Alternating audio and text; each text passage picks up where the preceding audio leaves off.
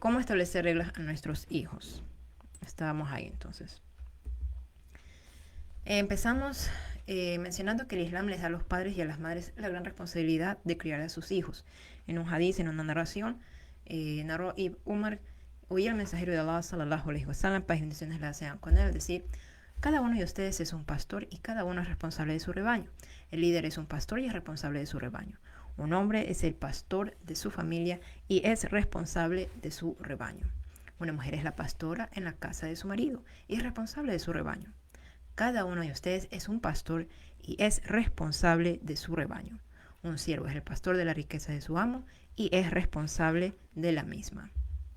Cada uno de ustedes es un pastor y es responsable de su rebaño. Entonces, este hadith, esta narración nos recuerda que el hombre es responsable de su familia, recordándoles que se debe obedecer a Allah y prohibiéndoles la desobediencia a Allah, dándoles obviamente sus derechos y siendo responsable ante Allah en el día del juicio por este encargo que se le ha dado. Asimismo, la mujer es la guardiana de la casa de su esposo y también de sus hijos, siendo ella también responsable ante Allah en el día del juicio por este cargo que se le ha dado. Entonces, el criar responsablemente a los hijos es una responsabilidad del hombre y de la mujer, de ambos padres, ¿no? Así que vamos entonces ahora a empezar con ese preámbulo, a hablar de los tipos de padres y sus hijos de acuerdo al estilo de crianza. Y vamos a hablar aquí de 4 estilos de padres y sus hijos de acuerdo a ese estilo. El primero de ellos son los padres autoritarios. Estos padres tienen las características de que tienden a ser muy exigentes, muy rígidos, muy controladores. Establecen reglas estrictas y esperan que los niños las sigan totalmente sin cuestionar, sin decir nada. Hacen mucho énfasis lastimosamente en los errores de los niños. Se fijan mucho en lo que el niño hace mal en vez de lo que el niño hace bien. Suelen aplicar castigos a los niños que en ocasiones lastimosamente podría incluir castigos que impliquen violencia física debido al incumplimiento de las reglas. Suelen mostrar poco afecto a sus hijos, poca empatía y no tienen esa apertura para tener una comunicación abierta con sus hijos. Es una relación más de yo ordeno, tú obedeces y ya. No hay esa apertura a una comunicación. Y esto nos recuerda en el Corán, en el capítulo sura número 3, hay verso número 159, cuando Allah subhanahu wa ta'ala, glorificado y exaltado sea, le habla al profeta sallallahu alaihi wasallam y le dice: si hubiera sido rudo y de corazón duro, se habrían alejado de ti. Y esto es lastimosamente lo que causa el tener un padre autoritario. Es que cuando el niño crece, se quiere ir de la casa, no quiere tener ese contacto cercano con sus padres, lastimosamente, porque hay todas estas memorias de cuán extremos eran sus padres en cuanto a la aplicación de reglas, ¿no? Y repito, este es un extremo. Está bien enseñar a los niños a obedecer reglas, pero no, sin irse en un extremo ni al otro, ¿no? Entonces este es uno de esos extremos, el extremo estricto, el extremo rígido, donde no hay misericordia hacia el niño. Y lo que pasa es que los hijos de padres autoritarios, si bien tienden a obedecer las reglas, lo hacen pero a menudo por miedo al castigo. Tienen una baja autoestima usualmente debido a la falta de autonomía, porque el padre autoritario está siempre decidiendo por él o por ella, y debido también a la crítica constante, ¿no? Imagínate ese niño que constantemente está escuchando de sus padres solamente todo lo que hace mal o lo que no es perfecto acerca de él, y crece ese niño sintiéndose que nunca es lo suficientemente bueno o que nunca es un hijo suficientemente digno de ser amado por sus padres, ¿no? Que todo lo que hace nunca está a la altura del amor de ellos o de la aprobación de ellos. Entonces esto afecta la autoestima del niño. Por otro lado, podríamos decir que uno de los beneficios es que sí, son niños que tienden a ser buenos estudiantes y esforzarse mucho en alcanzar las metas. Sin embargo, tienen dificultades para expresar sus opiniones y tomar decisiones porque no hay esa comunicación abierta con sus padres, ¿no? Más bien se castiga, se reprende al niño por querer expresar su opinión. Puede que se conviertan por un lado en hijos sumisos y retraídos, ¿no? Ya que viven constantemente con ese temor de ser castigados, entonces se pueden volver sumisos y retraídos. O por otro lado puede que eventualmente, y esto se ve un poquito ya, se ve más usualmente ya cuando llegan a la adolescencia, que ante ese extremo de autoridad extrema de los padres, terminan ellos rebelándose de forma constante y terminan incluso siendo agresivos, ¿no? Porque un niño que recibe mucho castigo físico, mucho abuso físico, va a tender usualmente a ser eventualmente agresivo. Tienden a ser niños miedosos, obviamente, porque están siempre preocupados de que su padre autoritario les castigue. Podrían por ello recurrir a mentir para salvarse de ese castigo. Podrían desarrollar una dependencia debido a que el padre autoritario no le permite a ese niño tomar decisiones propias. Y se podría volver también el niño muy exigente consigo mismo y con los demás. ¿Por qué? Porque el padre autoritario siempre está poniendo exigencias bastante altas con respecto a ese niño, que no puede cometer ningún error, que no puede fallar en absoluto, ¿no? Entonces el niño también interioriza eso, ese nivel de exigencia también hacia sí mismo a medida que va creciendo y también con los demás. Veamos ahora el estilo número 2, que son los padres permisivos. Los padres permisivos son flexibles, pero dan demasiada libertad a sus hijos, ¿no? Entonces este es el otro extremo, ¿no? Si bien son padres flexibles, lo cual es bueno tener una flexibilidad, lastimosamente se van al extremo de dar demasiada libertad a los hijos, lo cual tampoco es beneficioso para ellos. Son padres que no les gusta poner reglas o que las ponen pero no están pendientes de hacer ningún tipo de corrección a su hijo cuando éste incumple las reglas. Entonces están las reglas ahí, como dicen en mi país, de adorno. No están para ser seguidas ni respetadas, sino simplemente están ahí sin cumplir ninguna función porque no tienden a corregir a sus hijos, no les gusta corregir a sus hijos.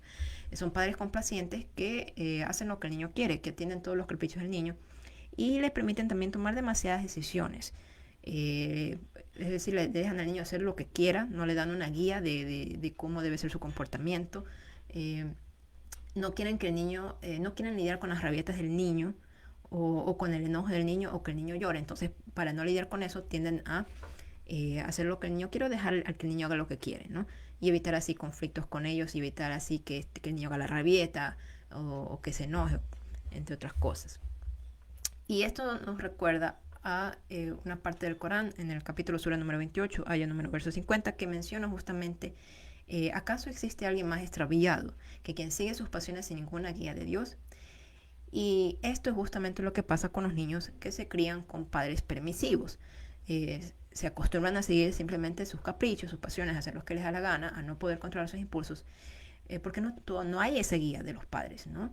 Hay esa confusión entre querer que el niño sea feliz y en realidad le están haciendo es un perjuicio al niño porque no es felicidad hacer todo lo que uno le da la gana, es saber también controlar también ciertos impulsos, porque no podemos estar haciendo siempre lo que queramos, ¿no? Hay que tener una especie de guía.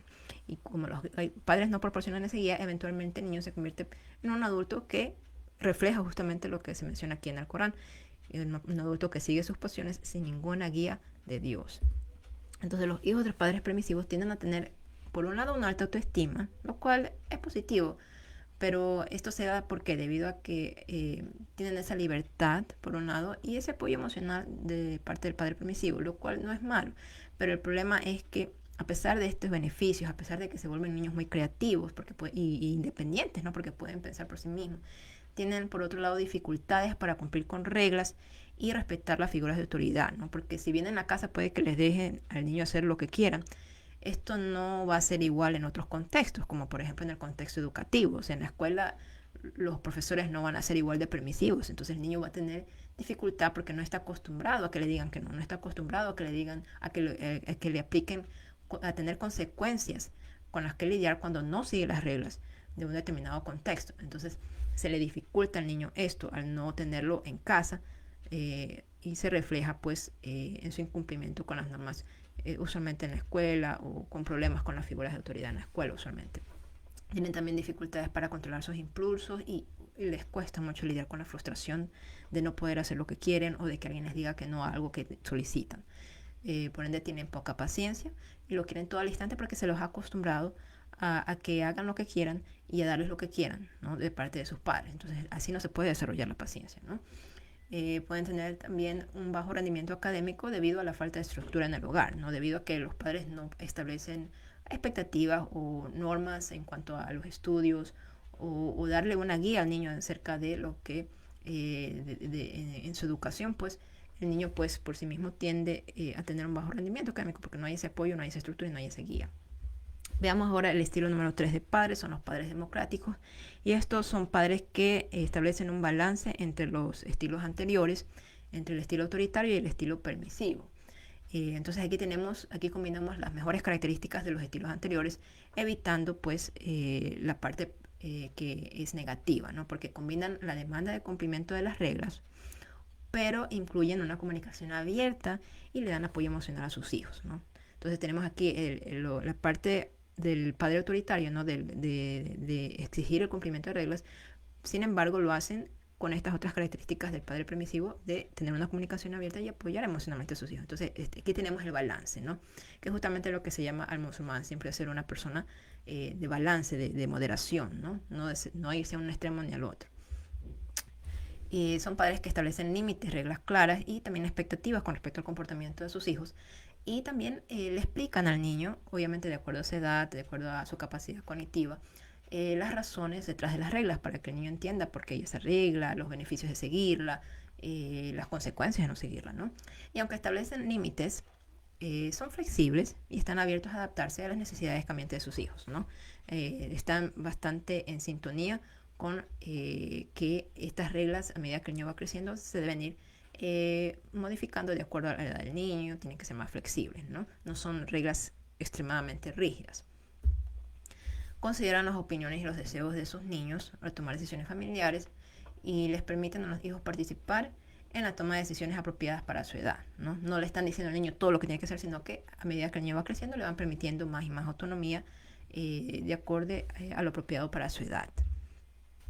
Y esto nos recuerda el hadith, la narración del mensajero de Allah, sallallahu alaihi wasallam, página 19 con él, donde dijo: honren a sus hijos y críenlos bien.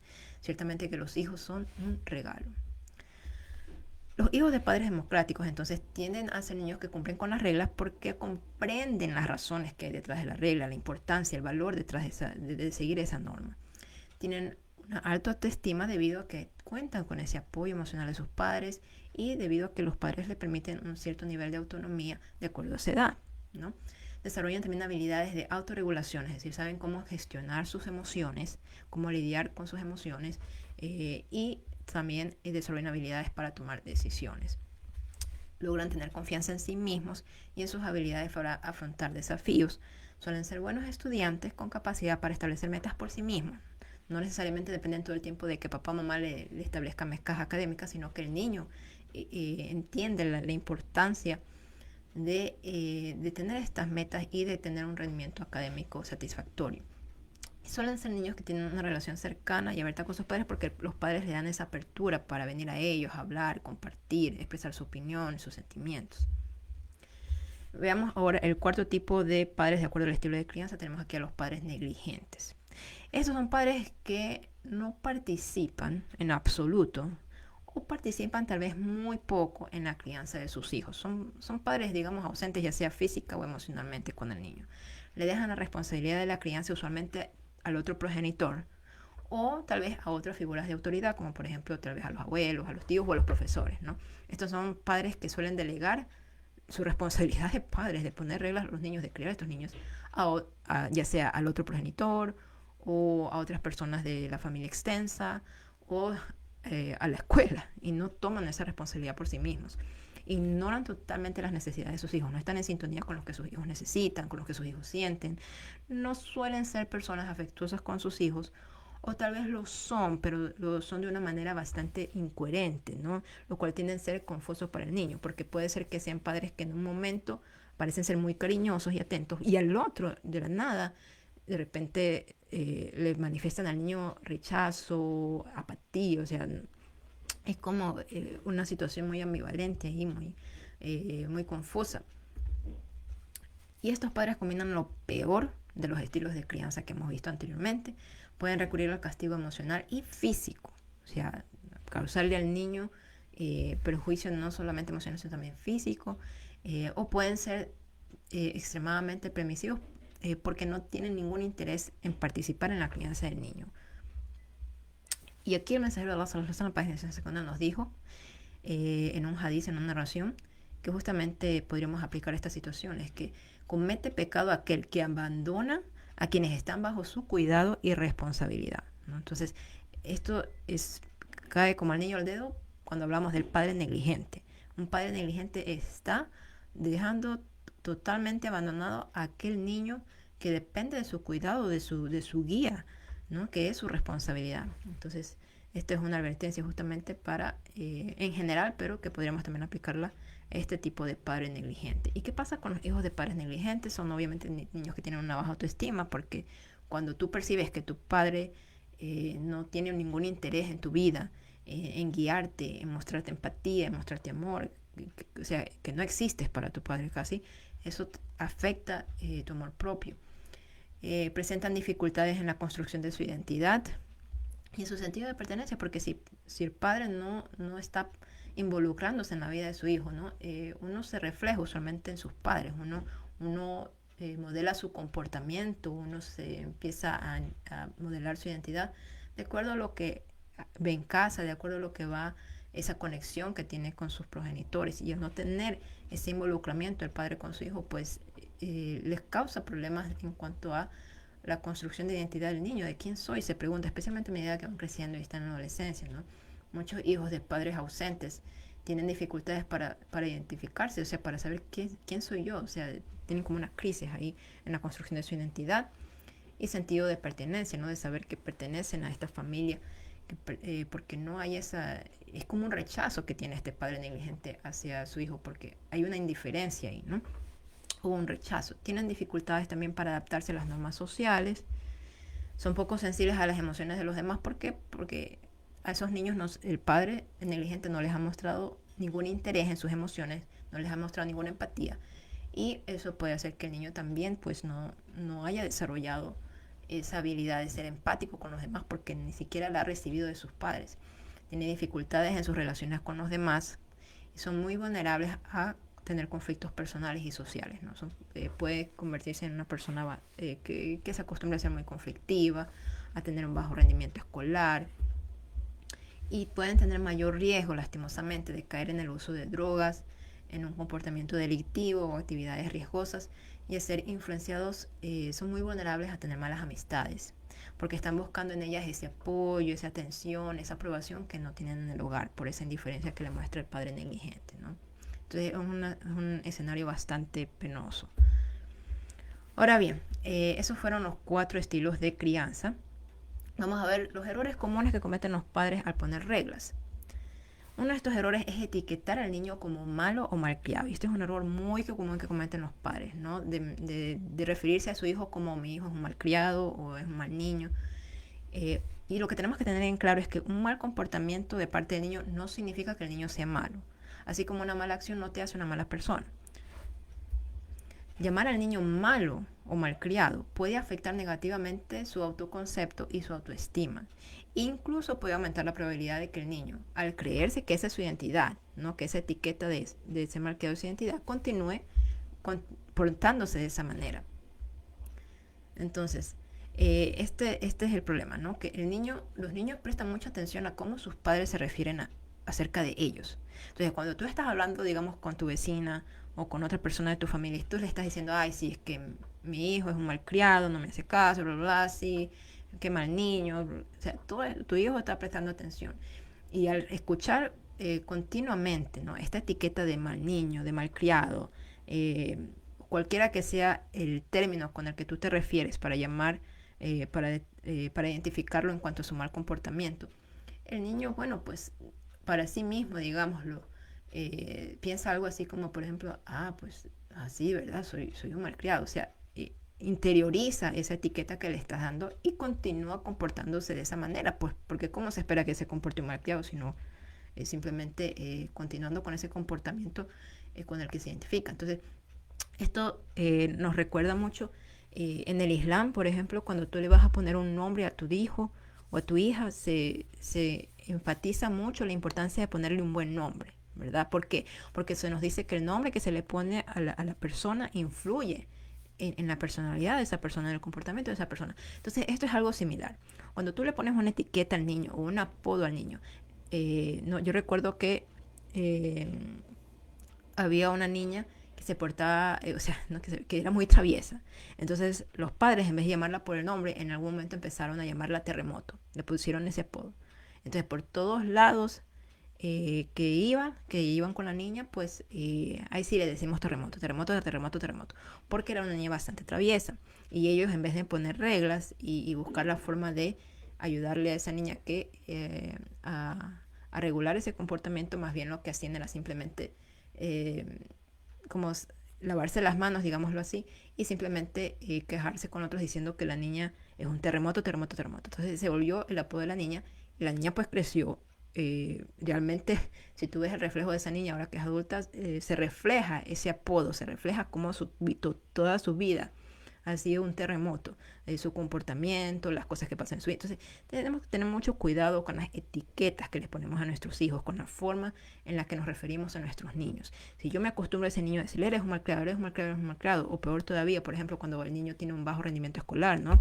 Los padres que utilizan palabras como eres un bruto, tonto, o sea, cuidado con estas etiquetas, ¿ok? Estas etiquetas pueden convertirse en algo que el niño interiorice como su identidad y por ende eh, continúa comportándose de esa manera porque es la etiqueta, ese es el autoconcepto, lo está obteniendo de ti, su concepto de sí mismo. Entonces, mucho ojo con eso. Puede que el niño no siga las reglas, eso no lo convierte totalmente en un malcriado. Esto tiene que ver con sus acciones, no con su identidad. Tenemos que tener las cosas en claro. Otro error que cometen los padres es explicar una regla diciendo porque yo lo digo, ¿no? Simplemente dice porque yo lo digo. Esa es la gran explicación. Y el problema es que a medida que el niño va creciendo, decir porque yo lo digo como la única explicación detrás de una regla, deja de ser efectivo para lograr que el niño obedezca. Esto solo funciona durante los 3 primeros años de infancia del niño. O sea, durante los 3 primeros años tú puedes poner reglas sin tener que explicar al niño por qué la regla, la importancia, las consecuencias.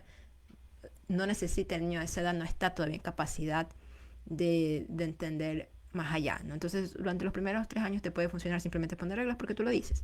Pero ya a partir de los 4 años, el niño comienza a mostrar un mayor interés en cuestionar y comprender las reglas porque es entonces que se le empiezan a desarrollar sus habilidades cognitivas que les permite hacer preguntas más elaboradas y muestran más curiosidad por el mundo que les rodea. Entonces empiezan a preguntar por muchas cosas, incluyendo el por qué tienen que hacer tal o cual cosa, ¿no? El porqué de una regla. Entonces es esencial que los padres vayan adaptando la forma en que se comunican con sus hijos de acuerdo a las necesidades y al nivel de desarrollo individual del niño, porque algunos niños pueden comenzar a cuestionar las reglas más temprano que otros, ¿no? Entonces hay que estar preparados para ir adaptándose en la forma que te comunicas con tu hijo y que le explicas este asunto de por qué sí hacer tal cosa o por qué no hacer tal cosa de acuerdo a su edad. Otro error que cometen los padres es enseñar al niño a obedecer solamente por miedo al castigo. ¿Okay? Utilizar simplemente al castigo como la única forma de motivación para que el niño obedezca. Y el problema es que si un niño obedece motivado solamente por el miedo, es muy probable que oculte sus acciones, sus malas acciones, o incluso que mienta para evitar el castigo, lo cual lo puede llevar a seguir las reglas solamente si alguien lo está viendo cuando hace algo malo y a desobedecerlas cuando no hay ese temor de que se lo descubra. Entonces, este es el problema con este tipo de motivación, ¿no? Cuando el niño lo motivo simplemente porque con una represalia física, ¿no? Con un castigo físico, ¿no? Ese miedo que el niño desarrolle ese castigo físico puede que no necesariamente lo detenga de comportarse mal, sino que más bien lo detenga de comportarse mal en frente de ti. Pero a tus espaldas puede que ese niño haga esa mala acción o rompa esa regla o que mienta al respecto, ¿no? Entonces, cuando te acostumbras a enseñarle a tu hijo a obedecer simplemente por el miedo que le vayas a pegar, como dicen, ¿no? Como se hacía mucho en los tiempos anteriores, en las generaciones anteriores, nuestras abuelitas, nuestros padres incluso vivieron ese tipo de situaciones, ¿no? Que todo era motivado por el miedo a que le den una paliza, como dicen en mi país, ¿no?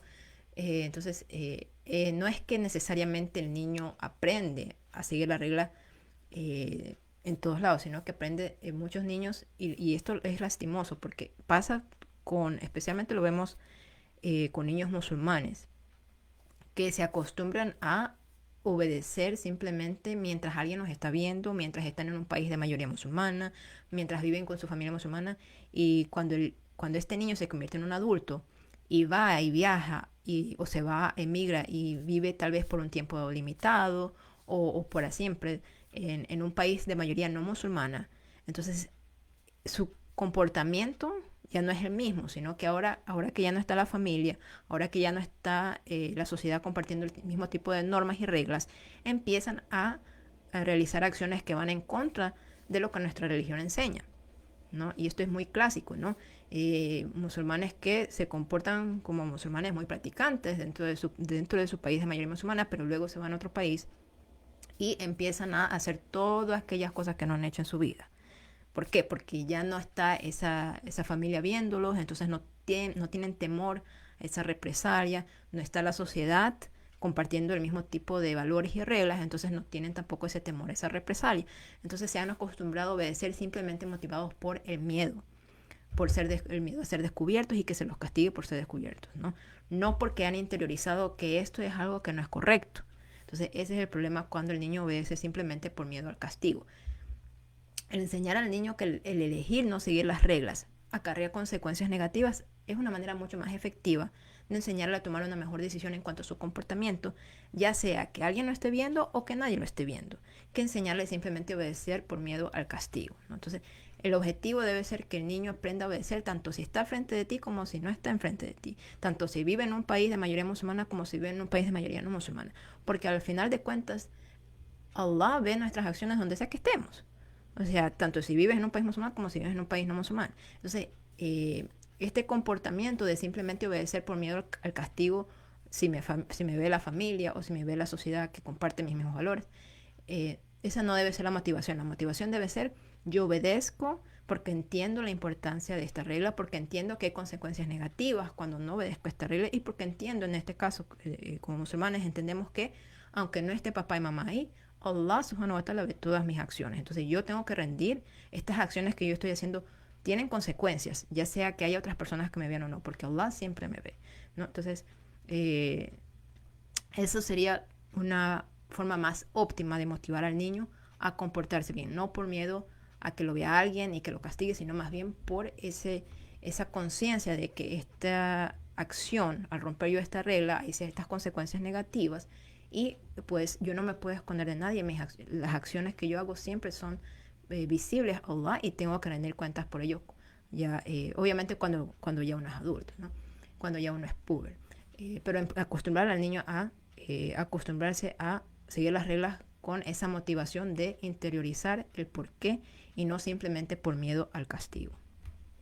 Entonces pasemos a ver entonces cuáles son los beneficios de explicar las reglas y las consecuencias de seguirlas o no. Explicarle a un niño el porqué de las reglas, obviamente de acuerdo a su edad y capacidad cognitiva, y las consecuencias que acarrea el seguirlas o no le permite. Aprender a pensar antes de actuar y a tomar una decisión informada, porque ya sabe lo que pasa si obedece o no obedece. Entonces puede tomar una decisión informada y puede pensar antes de actuar. Aprende a tomar responsabilidad por su comportamiento. Aprende que las consecuencias con las que él lidia son producto de su decisión y por ende es su responsabilidad lo que pase. Aprende a enfrentar las consecuencias de sus acciones y a buscar soluciones constructivas en vez de simplemente echarle la culpa a los demás por lo que pasa, ¿no? Que este es otro problema, ¿no? Los niños que no saben enfrentar las consecuencias de sus acciones usualmente viven su vida, eventualmente se convierten en adultos donde la culpa siempre es de los demás y nunca veo para adentro lo que yo estoy haciendo mal. Aprenden a desarrollar empatía al comprender que sus acciones impactan a otras personas. Entonces tienen mayor consideración por las necesidades y los sentimientos de los demás, ¿no? Porque parte de enseñarle al niño las reglas y las consecuencias que tú tienes, tú también les estás enseñando cómo sus acciones afectan a otras personas, cómo te afectan a ti, como su madre, como su padre, cómo le afectan a otros familiares o cómo le afectan a los amiguitos en la escuela. O sea, entonces ahí ayudas a ese niño a desarrollar una empatía y a ser considerado.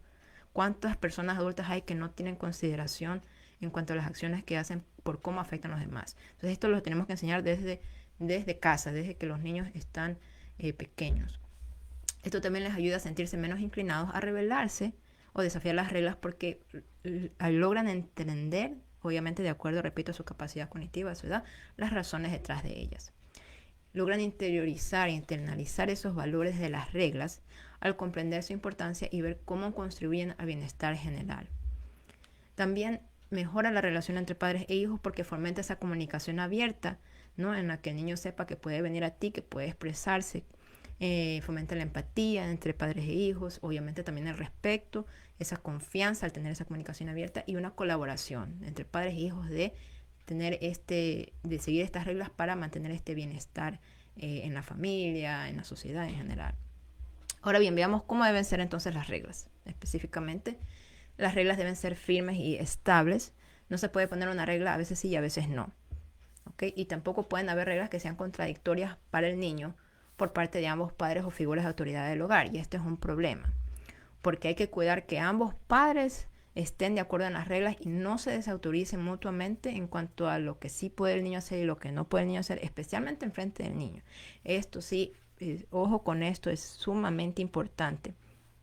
Que tú y el otro progenitor, ya sea que estén casados o que por alguna razón no lo estén, que estén divorciados, igual ambos son los padres del mismo niño, ambos deberían estar de acuerdo en el tipo de reglas que van a poner el niño, en lo que el niño puede y no puede hacer. Si no hay ese acuerdo, si no hay esa coordinación en cuanto a las reglas que le están poniendo a su hijo, el niño pues puede terminar teniendo una estructura fija, lo cual le permite hacer lo que le da la gana de una forma u otra, porque sabe que si un padre dice que no, el otro dice que sí, entonces no va a haber esa estructura. Entonces lo mejor es que tú y el otro progenitor siempre estén de acuerdo, lleguen a un acuerdo en cuanto a cómo van a criar a ese hijo, qué tipo de reglas le van a poner, qué le van a permitir, qué no le van a permitir. Muy importante. Y nunca se desautoricen frente al niño. Si te das cuenta de que, que el padre le puso una regla y tú estás en desacuerdo, vayan y discutan eso, dialoguen al respecto de eso en privado y luego regresen al niño y especifíquenle la regla con respecto a la situación. No se desautoricen en frente del niño, que el niño no vea que mamá dice una cosa y papá dice otra y están peleando por eso. No. Este tipo de discusiones en cuanto a llegar a un acuerdo, en cuanto a la misma regla para el niño, debe darse nunca en frente del niño, siempre en privado, entre papá y mamá. Las reglas deben también ser positivas. ¿Qué quiere decir esto? Que en vez de yo decirle al niño, no hagas esto, es preferible decirle al niño la regla en términos de haz esto. Por ejemplo, en vez de yo decirle, no puedes salir a jugar hasta que termines la tarea, es mejor que yo le diga, puedes salir a jugar luego de que termines tu tarea. ¿Okay? Es preferible siempre hacerlo en términos de lo que sí puede hacer en vez de decirle lo que no puede hacer, ¿no? Entonces es la misma regla, pero la expreso en positivo en vez de expresarla con el no. ¿Okay? Las reglas también deben ser cortas, claras y precisas, porque mientras más sencillamente se explique la regla al niño, mucho más fácil será para ese niño entenderla y seguirla. ¿Okay? Mientras le des una lista de reglas en un momento, en el mismo, o sea, de una, como dicen en mi país, esto no, o sea, mientras más lo hagas complejo o más largo, menos lo recuerda el niño, menos lo entiende el niño.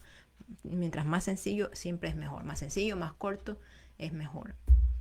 Se le puede también asegurarse que el niño ha entendido, pidiéndole que te repita la regla y la consecuencia para tener esa retroalimentación de saber que el niño ha entendido lo que tú le has querido expresar con respecto a esa regla.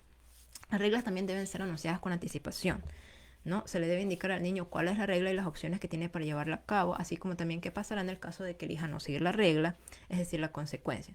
No esperes hasta que el niño rompa la regla para ir recién decirle lo que se supone que debía o no debía hacer, sino preferiblemente anticipa para que el niño tenga esa guía, ¿no? De saber cómo actuar, de cuál es el comportamiento que se espera y las opciones que tiene para actuar en ciertas situaciones, ¿no? Es importante también indicarle al niño qué conductas serán toleradas. Por ejemplo, él puede venir y hablar contigo cuando algo no le parezca, o cuando tenga dificultades para seguir alguna regla, o cuando tal vez quiera negociar alguna regla que se pueda negociar. Y cuáles conductas no serán toleradas por parte del niño. Por ejemplo, ¿no? Dejarle muy claro al niño que él puede venir a ti y dialogar contigo cuando tiene dificultades para seguir una regla, o cuando tal vez quiere dialogar acerca de opciones para seguir una regla. Pero lo que no vas a tolerar es que el niño tenga rabietas, que grite o que golpee a alguien por esa frustración de no querer seguir la regla, ¿okay? Entonces, por eso hay que tener esa apertura al diálogo para que el niño no sienta que tiene que manifestar su desacuerdo con la regla o su desafío de la regla a través de estas otras formas, con gritos, con golpes, con rabietas, ¿no? Sino más bien a través del diálogo. Así es mucho mejor, una forma mucho más efectiva, ¿no? Para darle al niño opciones al respecto de cómo seguir una regla que podría estársele dificultando seguir. Ahora bien, ¿cómo deben ser las consecuencias de no seguir las reglas? Las consecuencias de no seguir la regla, las represalias, en otras palabras, deben ser respetuosas, ¿no? La consecuencia que tú le apliques a un niño por no seguir la regla jamás debe implicar humillar o avergonzar al niño. Esto es algo muy lastimoso que se ve hoy en día, especialmente en las redes sociales. Hay a veces videos que uno encuentra de padres que están humillando a sus hijos en un video que lo publican en todas las redes sociales. Cuando el niño ha hecho algo que no es correcto y humillan al niño. Recuerdo haber visto en alguna ocasión un video de un padre que para castigar a su hijo decidió humillarlo en un video, rasurándole toda la cabeza, que el niño no quería, es un niño, no quería rasurarse la cabeza y se la rasuró y puso ese video y, ¿no? Y el niño tú lo ves llorando y siendo humillado. eh, y se esparció eso viralmente por las redes sociales. Entonces, jamás tú debes poner una consecuencia a tu hijo de una manera que implique una humillación o avergonzarlo. Esa no es la forma de corregir a los niños.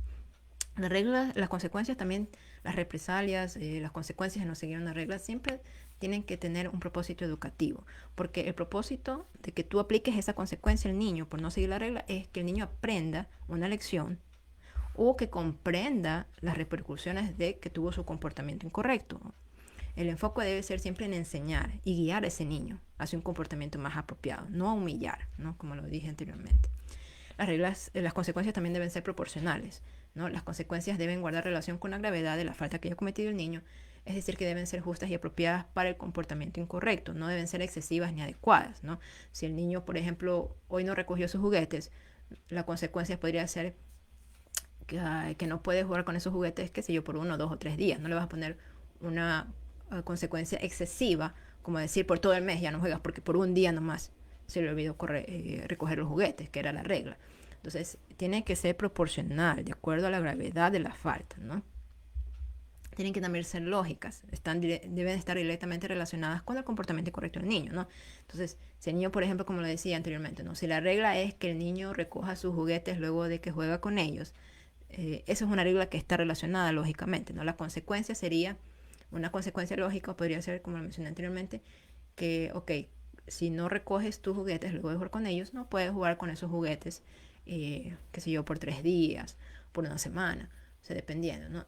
Entonces, esto es algo que está directamente relacionado con su comportamiento, esa consecuencia, esa represalia, ¿no? No es algo totalmente diferente. Por ejemplo, si yo le digo, si no recoges tus juguetes, no te voy, qué sé yo, no vas a comer la merienda. O sea, no tiene lógica esa consecuencia, ¿sí me explico? Entonces, tienen que ser consecuencias lógicas. Deben también ser de duración definida y razonable. La consecuencia debe ser aplicada de manera definida, es decir, por un tiempo específico. ¿Ok? No debe ser, no puedo yo aplicar una consecuencia al niño por romper una regla de una manera indefinida, o sea que no sabe el niño hasta cuándo va a tener esa consecuencia, esa represalia. Tiene que ser tiempo definido, porque una situación que no es realmente seria puede que requiera de uno o unos días en comparación con una situación más seria que puede tomar una o varias semanas en cuanto a aplicar la consecuencia. Y algunos expertos recomiendan no pasar de 3 semanas de aplicarle una consecuencia al niño por haber roto una regla, porque si la consecuencia es demasiado larga, puede dejar de ser efectiva.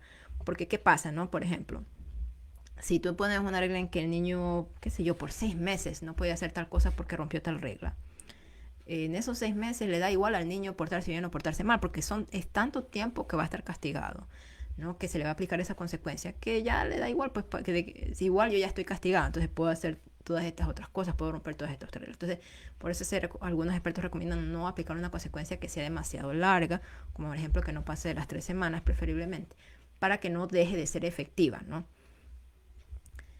Ahora bien, ¿y si el niño no quiere seguir la regla? ¿Qué hacemos? ¿No? Que eso obviamente puede pasar.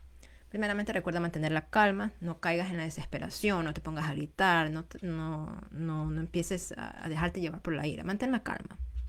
Empatiza con el niño al recordarle la regla y la consecuencia, ¿no? Entonces, mira al niño a los ojos, ponte a su altura física de ser posible, expresa la empatía por la situación y recuérdale cuál es la regla y cuál es la consecuencia de no seguirla, ¿no? Por ejemplo, vamos a poner un ejemplo aquí.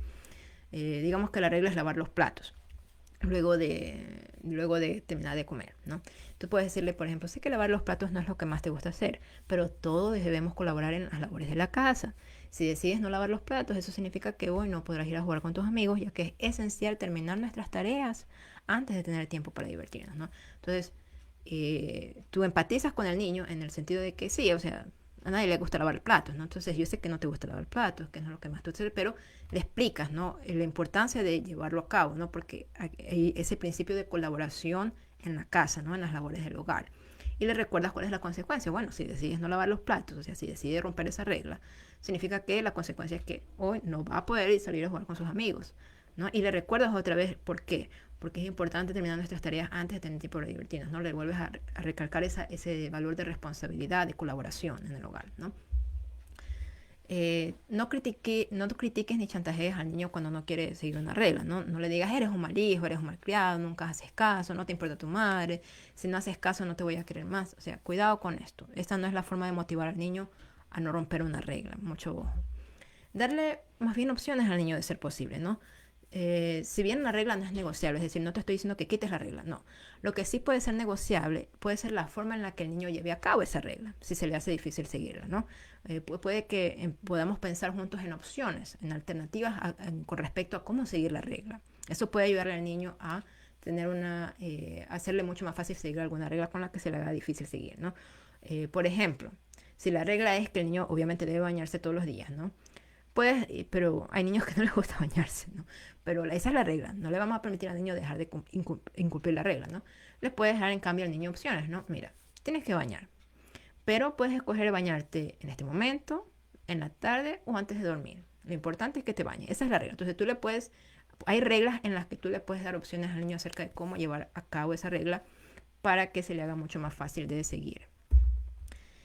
Y por último, si todo esto no resulta y el niño a pesar de eso decide no seguir la regla, ¿no? O decide romper la regla, entonces procede a aplicar firmemente la consecuencia, evitando decir cosas como te lo dije o tú te lo buscaste o es tu culpa. Nada de chantaje, nada de chantaje emocional, sino más bien dile cosas como, por ejemplo, veo que en esta ocasión has escogido tal consecuencia en vez de seguir la regla, pero confío que la próxima vez preferirás escoger una mejor opción. Entonces, tú expresarle con esta calma, ¿no? Ok, esto es lo que tú decidiste romper la regla o decidiste no seguir la regla. Entonces, bueno, has escogido entonces lidiar con estas consecuencias, ¿no? De que no vas a, pongamos el ejemplo que dijimos anteriormente, ¿no? Si el niño dice, no, no voy a lavar los platos, no voy a lavar los platos, no voy a lavar los platos, ¿no? Y ya hablaste con él, ya empatizaste, ya le diste opciones, y a pesar de todo el niño dice, no, no voy a lavar los platos, ok. Entonces veo que has escogido en esta ocasión no lavar los platos y has escogido por ende que hoy no vas a jugar con tus amiguitos como consecuencia. Pero confío en que la próxima vez vas a escoger una mejor opción, ¿no? Entonces, esto le enfatiza al niño que la consecuencia con la que él está lidiando es producto de su decisión. Eso le ayuda al niño a tomar responsabilidad. En vez de pensar que, ay, mamá es tan mala, mamá es tan estricta. No, esto es lo que yo decidí, estoy lidiando con esta consecuencia que no me gusta porque yo decidí romper esta regla. Entonces le ayuda a tomar responsabilidad y va a ser mucho más motivante tomar una mejor opción la próxima vez. Porque a la final el tener un mejor desenlace la siguiente vez depende de que él haga una mejor opción hacia el comportamiento deseado, que es en este caso el de lavar los platos, por ejemplo, ¿no? Y luego de que el niño rompió la regla o no cumplió la regla, es muy bueno darle una oportunidad para reflexionar sobre lo que sucedió. No lo dejes solito. Acércate a él por un momento después de aplicar la consecuencia y darle la oportunidad de reflexionar. No hablen al respecto, ¿no? Ayúdale a reflexionar sobre su comportamiento, ¿no? Ayúdale a reflexionar sobre lo que pasó, por qué sintió que no debía seguir la regla o que no quería seguir la regla, eh, cómo se siente acerca de la consecuencia con la que tiene que lidiar al respecto. Entonces, ayúdale a reflexionar. La reflexión luego de romper una regla o de hacer una mala acción es muy importante porque eso nos ayuda a tener un mejor comportamiento la próxima ocasión, ¿no? Da también la oportunidad para que haya una reparación y el perdón, ¿no? Si el niño rompió una regla, dale también la oportunidad de que de que venga y te pida perdón por haber roto la regla. Digamos que no lavó los platos, pero después una hora decide cambiar de opinión y dice, ay mami, perdóname ya, sí, voy. No, o sea, yo entiendo que hay que colaborar en casa, si yo quiero salir a jugar con mis amigos y también voy a lavar los platos, puedo salir con mis amigos luego de eso, o sea, darle la oportunidad para reparar cuando toman una decisión de romper una regla, ¿no? Porque al final de cuentas, en la vida en general, ¿no? Por ejemplo, nosotros como seres humanos, como siervos de Allah subhanahu wa ta'ala, cuando nosotros como siervos de Allah caemos en un error, caemos en un pecado, Allah subhanahu wa ta'ala nos da esa oportunidad de reflexionar, de arrepentirnos, de pedir perdón y de enmendar y de no volverlo a hacer. Entonces, al tú seguir estos pasos cuando tu hijo rompe una regla en casa, estás simulando un proceso parecido, ¿no? Le estás acostumbrando al niño a que cuando tome una mala decisión, en este caso la decisión de no seguir la regla, tengas oportunidad para, tan pronto sea posible, para reflexionar y tal vez incluso para reparar eh, y cambiar la situación o pedir perdón, ¿no?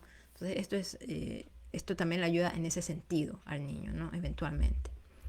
Entonces ayuda al niño a entender que cometió un error, que aunque cometió un error todavía es amado y aceptado, ¿no? Y puedes expresar tu amor y disposición para perdonar y seguir adelante. Ahora, para terminar, veamos qué hacer entonces cuando los hijos sí siguen las reglas, ¿no? Porque ya sabemos ahora qué hacer si no las sigue. Pero ¿qué hacemos si sí las sigue? ¿Qué hacer cuando tu hijo sigue las reglas? Elogia el cumplimiento de la regla, ¿no? Reconoce y elogia el comportamiento de tu hijo cuando sigue las reglas. En lugar de elogios generales, es mejor que seas específico acerca sobre lo que hizo bien para que sepa exactamente lo que se espera de él en cuanto a esta situación, ¿no? Entonces es muy importante que notes cuando tus hijos hacen las cosas bien y que se los hagas saber, ¿no? Por ejemplo, oh, me alegra mucho ver cómo arreglaste tus juguetes, estoy muy orgullosa de ver cómo te has esforzado en la escuela. O sea, siempre elogia el comportamiento positivo del niño, ¿no? Cuando sigue las reglas. Hazle saber que tú estás notando esos esfuerzos, esos cumplimientos, porque eso es una muy buena forma de motivarlo a que siga ese comportamiento, de que continúe. Ofrece también recompensas apropiadas. Se considera establecer un sistema de recompensas cuando tus hijos sigan las reglas de manera consistente, ¿no? Estas pueden ser los elogios que ya mencionamos. En ocasiones también podría incluir que le des tiempo adicional para jugar o ciertas actividades especiales que él ha querido hacer y que puedan hacer como familia, ¿no? Entonces, también es bueno tener este sistema de recompensas para motivar al niño.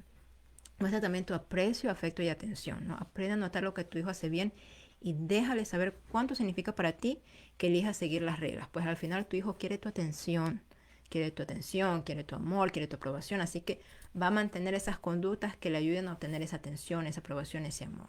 ¿Okay? Pero solo si las notas. Entonces aprende a notar lo que hace bien, en vez de simplemente enfocarte en lo que hace mal. Y terminamos con esta frase: lo que los niños necesitan es un corazón paciente que escuche en lugar de una mente brillante que critique. Brazos abiertos que acepten en lugar de ojos penetrantes que vean errores. Manos suaves que lideren en lugar de una voz áspera que ordene. ¿Okay? Y les dejo ese pensamiento. Y recordándoles que la próxima charla que tenemos es el viernes 6 de octubre, inshallah. Vamos a hablar acerca de cómo enseñar a nuestros hijos a manejar sus emociones. Inshallah, ahí están los horarios por país, aquí mismo por transmisión en vivo. Esperemos que en esa ocasión no tengamos problemas tecnológicos. Les pido una vez más disculpas por los problemas que tuvimos en la primera transmisión. Les recuerdo que una vez terminada esta charla, yo voy a enviar diapositivas por el mensaje, por el grupo, por aquí por el grupo donde está la transmisión. Voy a subir el archivo para que ustedes lo puedan descargar. Van a ser dos archivos. Va a ser el archivo de las diapositivas y va a ser un archivo de un material de apoyo, que yo le llamo, donde van a encontrar ahí un test para que puedan identificar qué tipo de padres son de acuerdo a su estilo de crianza. Incluye el estudio de 2 casos prácticos, ¿no? De 2 situaciones prácticas, cómo responde cada estilo de padre a esa situación, cómo responderías tú. Y por último, un plan, como una hoja de trabajo para ayudarte a plantear acciones para mejorar tu estilo de crianza con tus hijos, ¿no? Es como una hoja de trabajo que puedes desarrollar. Ese material de apoyo lo puedes imprimir o lo puedes desarrollar virtualmente, de manera digital, en tu computador, ¿no? Entonces esos son los 2 materiales que van a estar disponibles luego de la charla, inshallah, por aquí por el grupo, y también los voy a enviar por el Facebook Messenger del grupo, ¿no? Y pues inshallah nos vemos el viernes 6 de octubre para nuestra próxima charla, cómo enseñar a nuestros hijos a manejar sus emociones. También en el material adicional también que les estoy enviando, la primera página menciona lecturas recomendadas. Ahí van a encontrar un link, me parece, para 4 o 5 libros en PDF que profundizan mucho más la parte de la crianza islámica, ¿verdad? ¿No? Porque lo que vimos aquí tiene que ver más con la crianza de los hijos en cuanto a reglas, pero para quienes quieran ahondar un poquito más, con mucho mayor material en cuanto a la crianza islámica, los hijos, les dejo ahí 4 o 5 links a archivos PDF y artículos donde pueden ahondar mucho más acerca de este tema, inshallah, ¿no? Y eso ha sido todo, hermanas. Ha sido un gusto para mí, y pues la grabación, la transmisión debería quedar aquí grabada para que la puedan ver si no vieron la charla entera. Y le doy todas las gracias y alabanzas sean para Alá. Los errores son míos y los aciertos son de Alá. Oh Señor, perdóname y acepta mi arrepentimiento. Tú eres el absolvedor, el perdonador. Glorificado y alabado seas, oh Alá, testigo que no hay divinidad sino tú. Te pido perdón y vuelvo a ti arrepentido. Yo me despido. Assalamu alaikum wa rahmatullahi wa barakatuh. La paz, las bendiciones y la misericordia de Alá esté con ustedes.